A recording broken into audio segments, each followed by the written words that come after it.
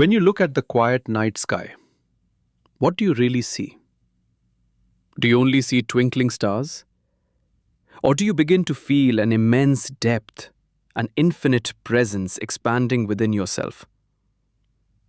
There is a question that has resonated in humanity's consciousness for thousands of years.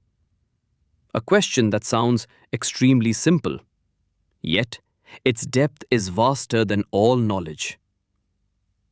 Who am I?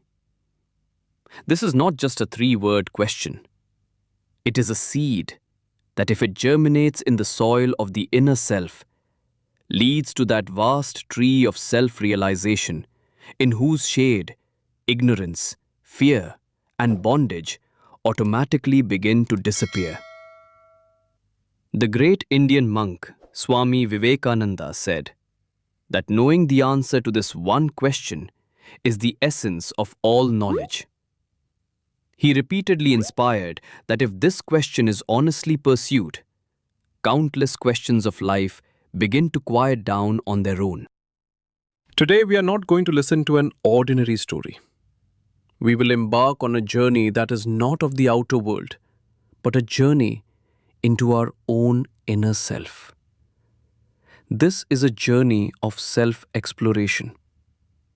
This journey will lead us to that profound philosophy of Advaita Vedanta, presented by Swami Vivekananda to the world, where thoughts gradually quiet down, experience transcends words, and consciousness itself begins to introduce itself. So for a few moments, let your mind become still.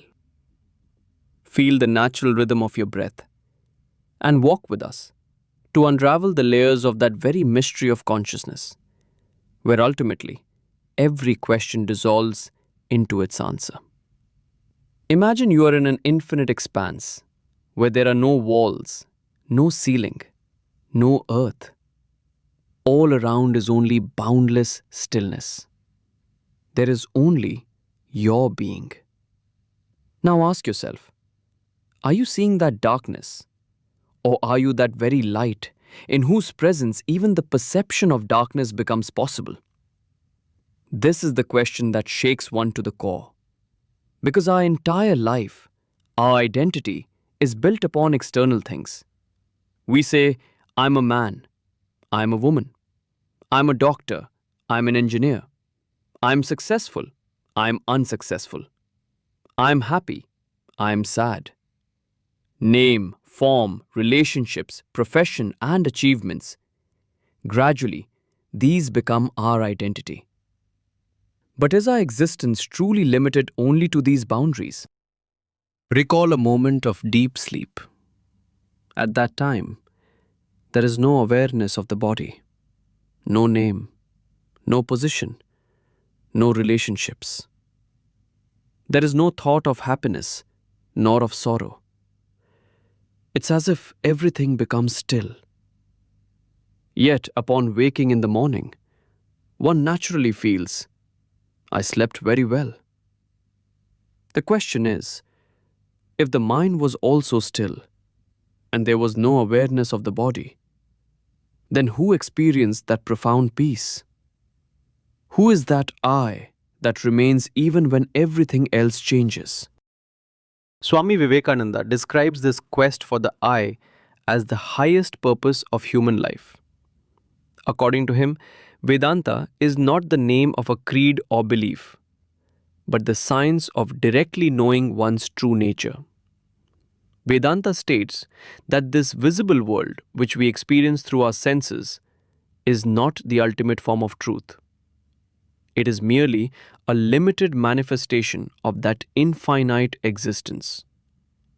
The real existence is that pure consciousness which remains uniformly present behind every experience, every thought, and every change. That consciousness is neither born nor does it cease to exist. No change occurs in it. It is bound neither by time nor by space. It is self-luminous. Just as the sun does not need any other light to illuminate itself, so too consciousness does not need any other means to realize its existence. Everything is known because of it, but it cannot be known through any external medium. But if our true nature is that pure, infinite, and free consciousness, then why do we feel limited, helpless, and bound? Where does this fear come from? Whose is this separation? And why does this belief become so strong that we consider ourselves to be merely this body and this mind? Swami Vivekananda says that the answer to all these questions is contained in one word: Maya. There is a very famous analogy in Vedanta. Imagine a person walking along a deserted path at night. The darkness is so dense that he cannot clearly see a rope lying in front of him. For a moment, he thinks it's not a rope, but a terrifying snake. At that very moment, his heart starts pounding. His body fills with fear. His mind begins to experience the shape of that imaginary snake, its venom, and even its hiss. Note, the snake was not actually there, yet the fear was absolutely real. In the morning, when light spread, the villagers smiled and said, "It's just a rope."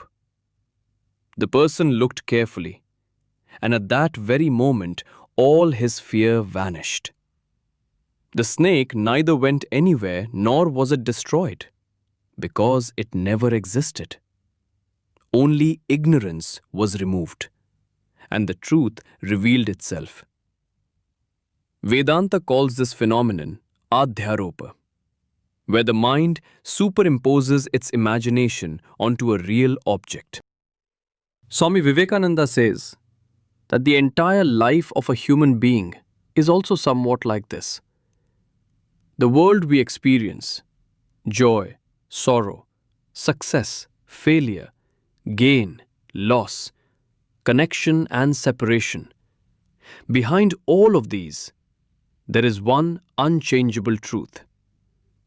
Vedanta calls this truth Brahman, indivisible, infinite, and pure consciousness. But due to ignorance, we superimpose names, forms, and limitations onto this very Brahman. This superimposition is called Maya. Maya does not mean that the world is completely non-existent. Swami Vivekananda repeatedly clarifies that the world is not untrue, but rather impermanent. To consider that which is constantly changing as the ultimate truth is Maya. This is why we begin to call the body I. We consider the mind to be I. We make thoughts our identity. And the moment our identity becomes attached to impermanent things, at that very moment, fear, insecurity, and sorrow begin to arise. When the body itself becomes I, then every change in it becomes a source of worry. When the mind itself becomes I, then every thought begins to affect our peace. And when the world itself appears to be the ultimate truth, then every change shakes us from within. As soon as the rope is recognized, the fear of the snake automatically disappears. Similarly, when one realizes their true nature, the influence of Maya also gradually begins to diminish. However, this knowledge is not attained merely through logic. It requires experience. From here begins the journey of that young seeker who was not content with mere belief. He wanted to see the truth for himself. That same young man later became famous in the world as Swami Vivekananda. Narendranath Datta was an extraordinarily inquisitive and deeply thoughtful child from a young age. Within him was not just religious faith, but an intense thirst to directly know the truth. He would not accept any principle merely because scripture stated it or society had accepted it. His mind sought experience. It sought proof. In this quest, he would go to many scholars and saints of that time, and each time he would ask only one question: have you seen God? Someone said, God is in every particle. Someone said, have faith. One day you will experience it. There were many answers, but Narendra's heart was not appeased. He did not want to make someone else's belief his own. He wanted to experience the truth himself. This quest led him to Dakshineshwar, where he met the sage Ramakrishna Paramhans. Narendra asked him the same question: have you seen God? This time, the answer was completely different. Ramakrishna, with great simplicity, said, yes, I have seen him. With as much clarity as I see you, in fact, even more. This answer was not just words. It carried the confidence of direct experience. Yet Narendra's logical mind was not easily satisfied. He wanted to test everything. According to biographies, one day, while he was sitting with Ramakrishna, Ramakrishna touched him lightly. In that one moment, Narendra felt as if the boundaries of the entire world were dissolving. The distinction between I and the world seemed to vanish. He became alarmed and said, what are you doing to me? I have parents. Ramakrishna smiled and withdrew his hand. This was not just an amazing experience. It was a sign for Narendra that there are states of consciousness that are known not merely through logic, but through direct experience.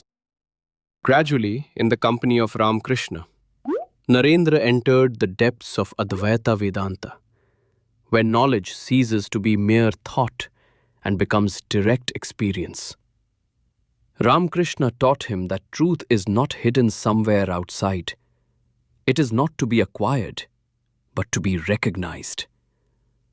God is not a distant entity, but the very consciousness that shines equally within every living being.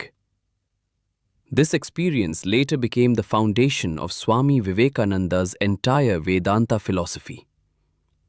And with this realization, he reached the world stage, where he presented India's spiritual tradition not as a narrow doctrine, but as a universal science of human consciousness. So what is this Advaita Vedanta?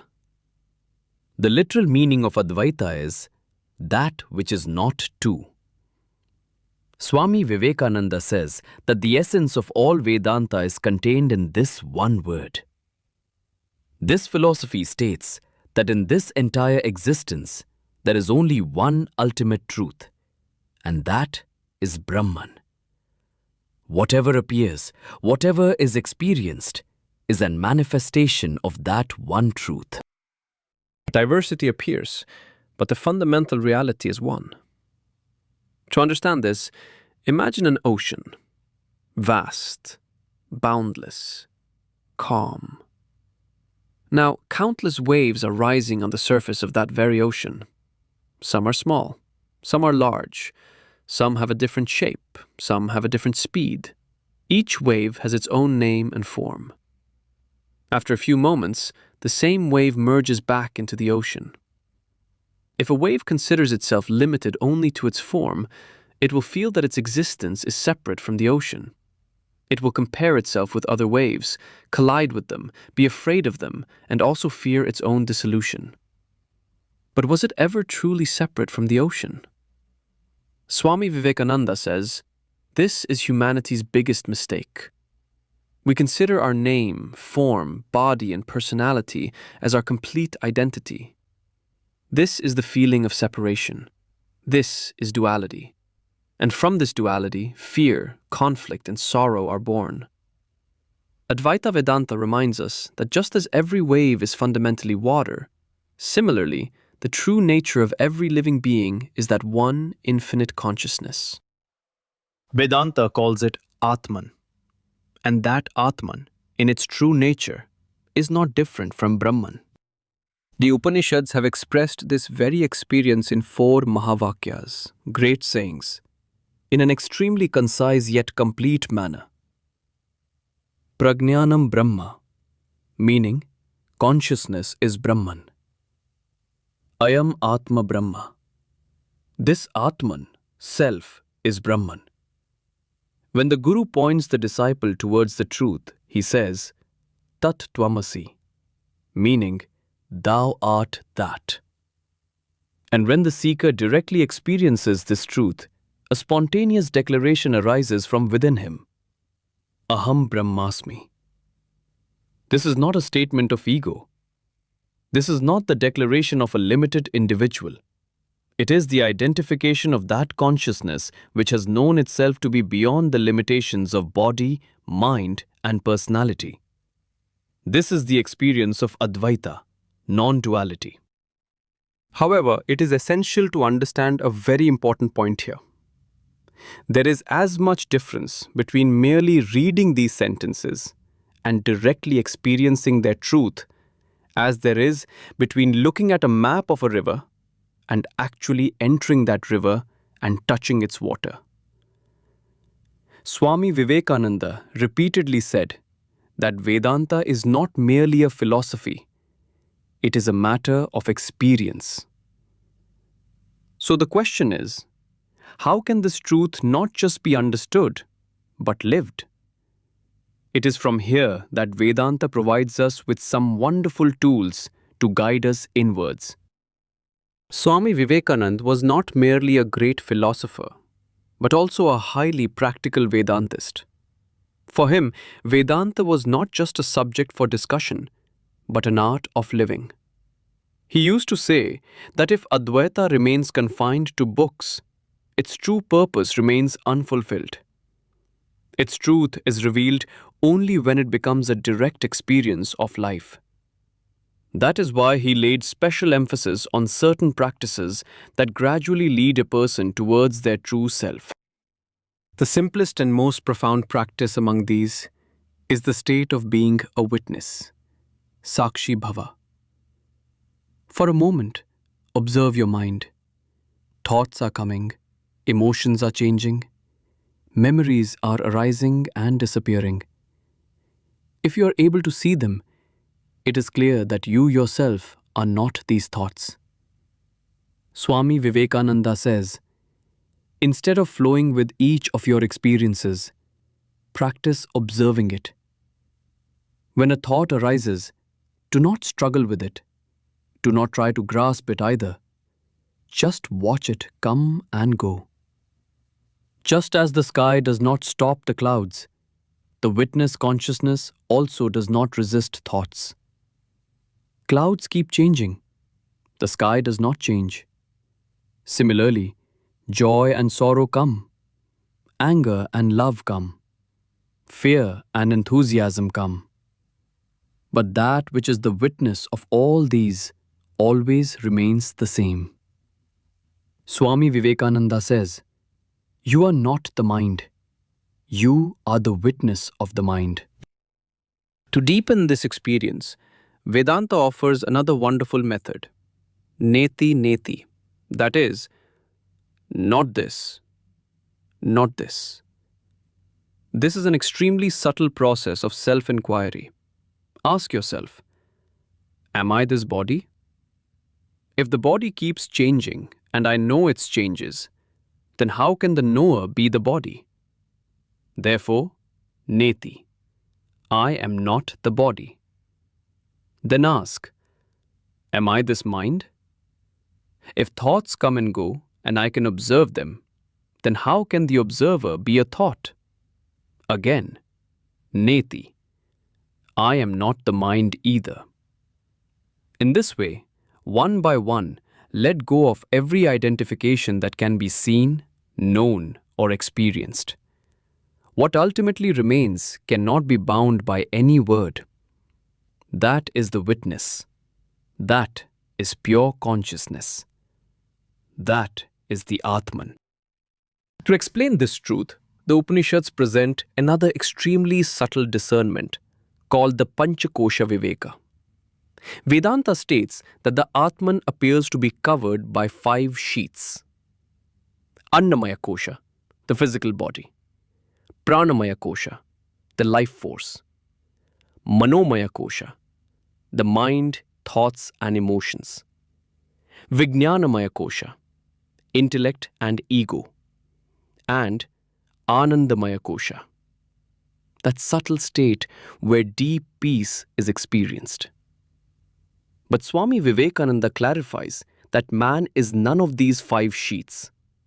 He is the witness of all of them. When the seeker, through discernment, begins to understand these coverings one by one, his identification gradually shifts from a limited personality to pure consciousness. This is the journey of Vedanta. Slow, profound, and transformative from within. This is why Swami Vivekananda had an unwavering belief that every human being already possesses the full capacity to know this ultimate truth.